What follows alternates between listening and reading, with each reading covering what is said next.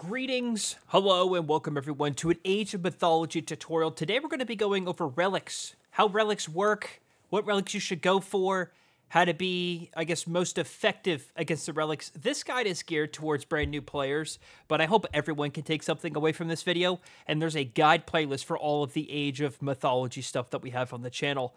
I wanted to start actually with this video before we even get into a match very quickly, and it can start just as early as when you're in the pregame lobby looking at the map. Look very carefully at the outline of the map before your game launches. It actually will tell you where some relics are. So if you're in a game and you're having trouble finding relics, keep a little bit of an eye on the map here. These little tiny, I might zoom in here in the editing process, but these really tiny relic icons are shown up on the map. And I don't think they're exact locations. I think they might vary a little bit, but it gives you a little bit of an idea of where to find the relics. On this map, it looks like they're kind of on the outside area of the map. Let's go ahead and dive in and see if that's true. So for this video, I'm going to be playing as the Atlanteans. The Atlanteans are going to spawn with 3 oracles. And the oracles are super cool. They're low line of sight visible units until they stand still. And then they'll slowly over time kind of increase their line of sight to really an extraordinary range. And you, like I said, you ultimately get 3 of them. I think that's quite helpful for getting relics in this. But let's see what other relics we can kind of find.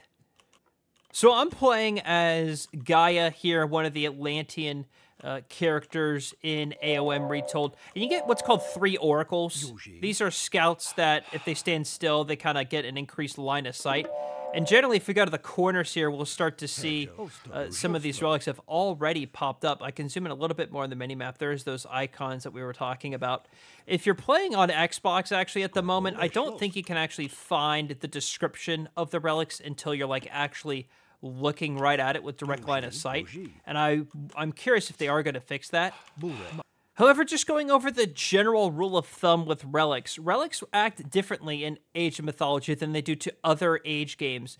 And they do gameplay buffs to for you the entire game, as long as you have these relics in your temple. So the only thing that's required is you need a temple, which for most civs, it is wood and gold. And so if you want to and that is an age up building, you do need a temple to age up to the 2nd age. And then the second criteria is you need a hero unit to actually pick up the relic.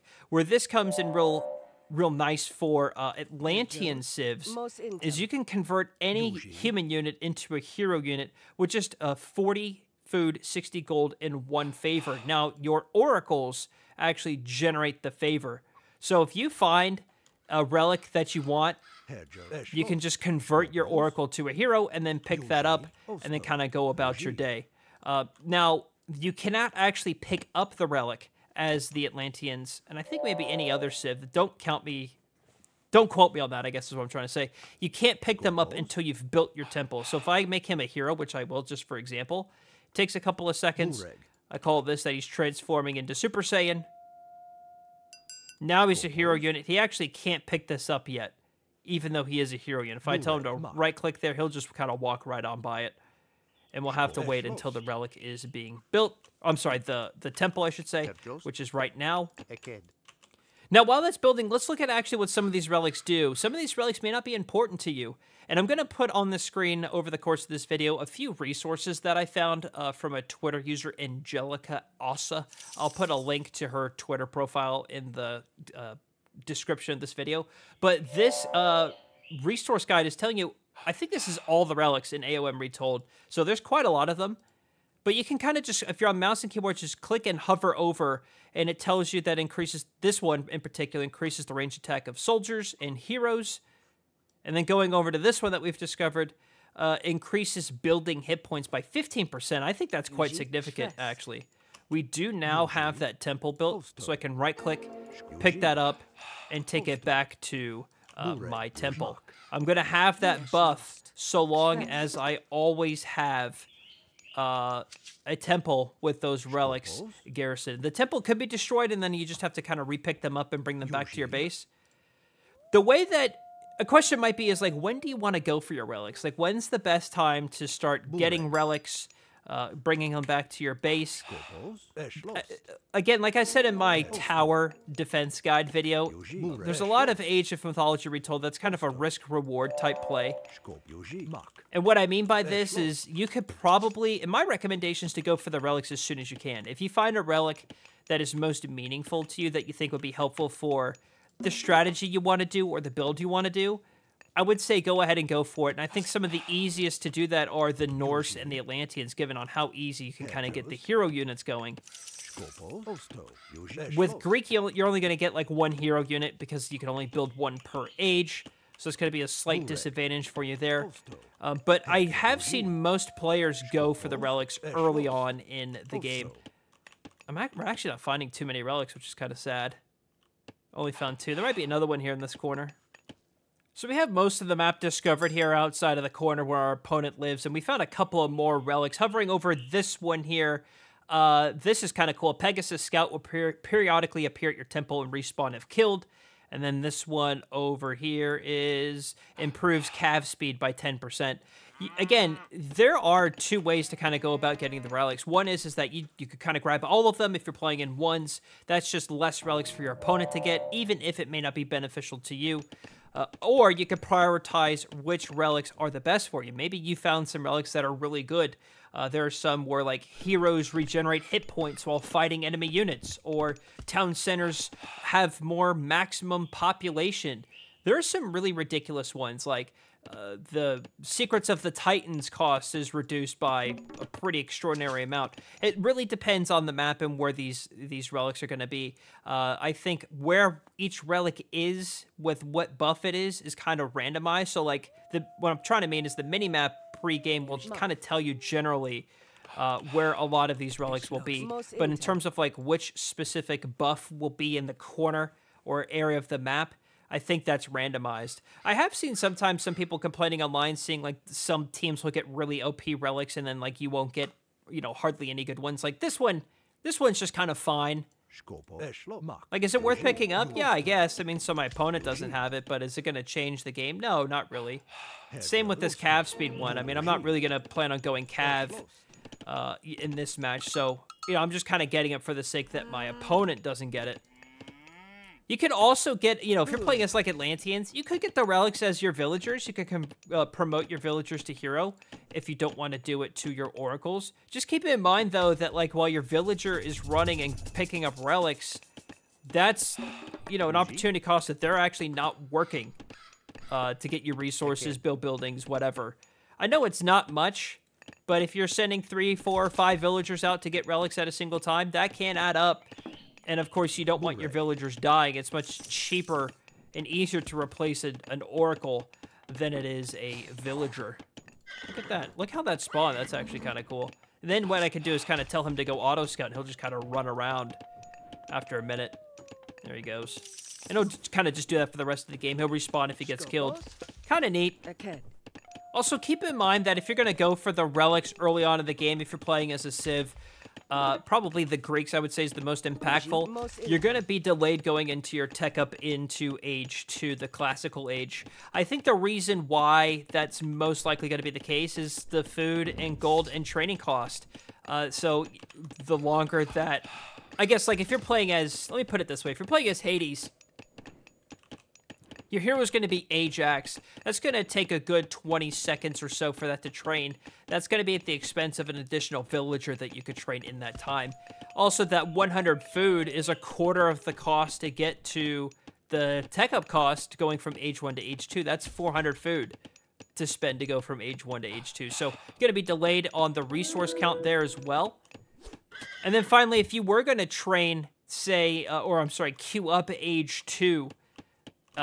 you know, you gotta wait for that age upgrade time to progress. If you have a hero building prior to that, that's even gonna delay your age up time even further. So the point I mean is it is gonna delay your tech up time if you want to go for the relics in Age 1, comparatively into, say, like Age 2 or Age 3. But overwhelming in my experience, you rarely see people going for the relics beyond Age 1. That's something that a lot of people grab early on. Again, all you need is your temple to start picking up the relics, and the sooner you can kind of get some of these buffs going. For example, like maybe there's one, I think there is one that gives you a slow trickle of food for like the rest of the game. You want to get that sooner rather than later so you can kind of get those benefits as quickly as you can. I do think controller players are going to be probably the most at a disadvantage from picking up the relics. Again, that's because you can't see the description of the relics. And I can actually test this here for you real quick. Can we drop a relic? Yeah, we can. Click on our temple, find the relic, and then drop it. And I have a controller connected, and it should, yeah, just flip right over to controller. Clicking on this, it says Nose of the Sphinx. And what you have to do is click it, and then right trigger onto the relic, and then move over to this. I don't know why. I put the left stick, and it says increase building hit points. But I don't think it actually tells you, doesn't tell you the percentage. But what is kind of nice is you can, like, click on it and then say send a nearby hero unit to this location. You just select that, and Oracle's going to run to it, and then you can kind of drop it off. Now, how do I don't think you can drop relics on controller looking at it. Oh, yeah, you can. X. And it tells you which ones that there are. So let's drop this again. Did I drop it? How do you drop it? I'm pressing A. It says ungarrison. Huh. Okay. I guess that doesn't work. Cool. I'll do it on mouse and keyboard. So we'll drop this again. What I want to test real quick here before the video ends is let's send this, like, out here to where I don't have line of sight. And then I want to see if we can still see the description. So we're going to drop it there. We're going to walk away. So there's the relic. It's gone. It's not in line of sight anymore. As you can see, yeah, I can't tap A on it at all to see its description. That's where it's going to hurt controller players the most, is you have no idea what this relic is until you actually manually send over a hero unit to its location. So you have to send a hero unit to get direct line of sight, and then we can kind of see the description. And then even on top of that, it doesn't even tell you the specific buff. It just says increase building hit points. Whereas on mouse and keyboard, it tells me it increases it by, it tells you increases it by 15%. I mean, that's huge. They need to fix that, in my opinion. You need to be able to see the relic description through Fog of War. You need to be able to see what specific buff it is in order to know if that's going to be worth the time and energy to go pick it up and bring it back to your base. So by and large, that is kind of the basics of Relics in Age of Mythology Retold. Some players may tell you that it's not worth the time to go pick them up. I disagree. I think it 100% is. It looks to be that you can only, it's technically considered a contained unit in the temple, and you can have 5 of them.